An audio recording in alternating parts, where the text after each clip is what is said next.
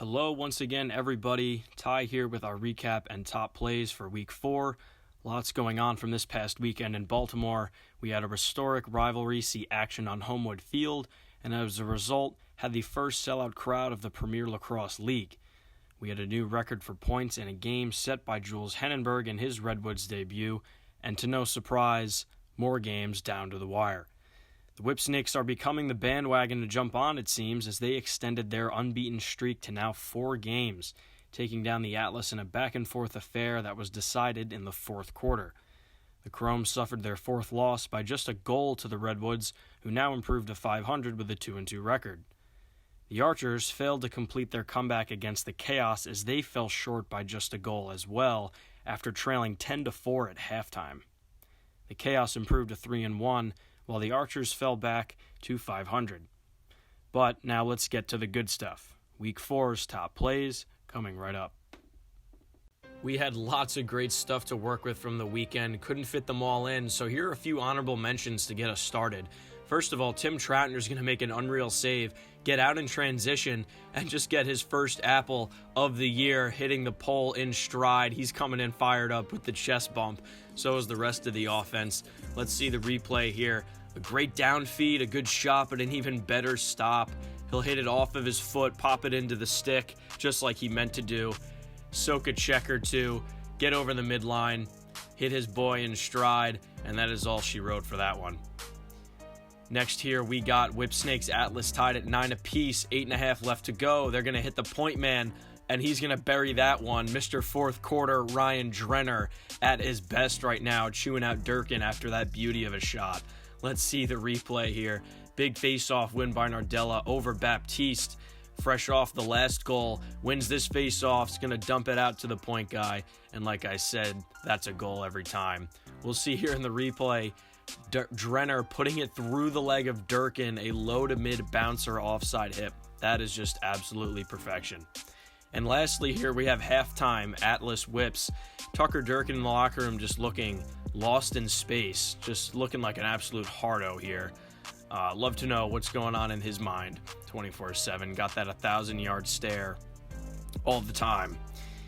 And this is also props to John Brinkus and sports science. We'll see how Durkin makes this 4 inches of solid pine look like a toothpick. And then this horrifying replay of him just laying the lumber on an attackman. Hate to see that.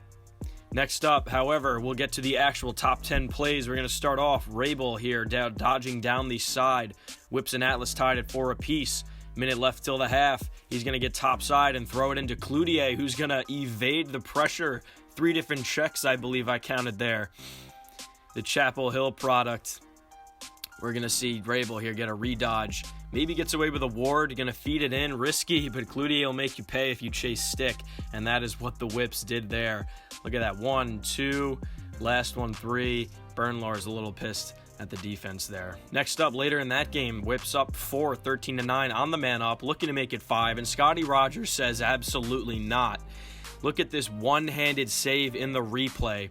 He's going to bite on the fake by Dylan Maltz and still get this. Sticks in one hand, in his right bottom hand. That is just supreme strength and unreal reaction skills by Rogers. He's a legend. Next now, Chaos up by 2. Time winding down in the first. Connor Fields is going to finish this unreal play. You know it's a good one when the goalie's jumping into his own net. We'll see here on the replay. Fields with the finish. And a great little no-look feed inside, and Miles Thompson with the wherewithal to make the one more pass to Fields, who I don't think saw this one coming, but nonetheless finishes this shot, a little dip and dunk action. That's a great play by the Chaos. Next up, Chrome and Wedwoods tied up. Perkovic's going to bang it up top. Kavanaugh down feed, slam dunk, alley-oop, whatever you want to call it. That's a goal for Henenberg, his first of 8 points. His 1 of 8 points for the day. We'll see Perkovic does a great job to keep the ball moving. Kavanaugh down, lefty finish for Henenberg. That's a great one-timer shot. Love that out of Henenberg. Next up, we got Whips and Atlas again. Whips down by a goal, start of the fourth quarter here. Rambo's going to search the end line, looking for the ball he thinks is good to put into the back of the net, and this one will suffice, it seems. We'll get a dodge here off the whistle. Durkin staying on him, playing good. And not at all. Rambo scores. He puts this one over the goalie's shoulder, near side pipe. Are you kidding me? Look at this. Unbelievable. Kincannon can only just stare and see it in the back of the goal. We'll see. If there's any example of your stick having better eyes than you, this one's got to be at the top of the list. Rambo taking a high hit there too. Great work from the Tewaaraton winner. Next up here, Redwood Chrome. Chrome down by a goal. They're going to make that 2 goals. Redwoods go up 8-6 on the Joe Walters backhand, underhand lefty. That is just incredible. Let's see here on the dodge. Bill Haas defending. He sees he's got no slide coming. He's got a shorty. He's got some room to work with. But why switch righty when you can just do that? And he beats the Chrome goalkeeper there. Walters, 34 years old, still getting it done. Next up here, Chrome Redwoods. Later in that game, Chrome down by 2, looking to get something going. And they'll get something going off the Simon Matthias feed. The UPenn product. Jordan Wolfe gets the easiest finish of his entire career thanks to this absolutely beautiful dime. Look at this. Unbelievable. We'll see it in the replay here.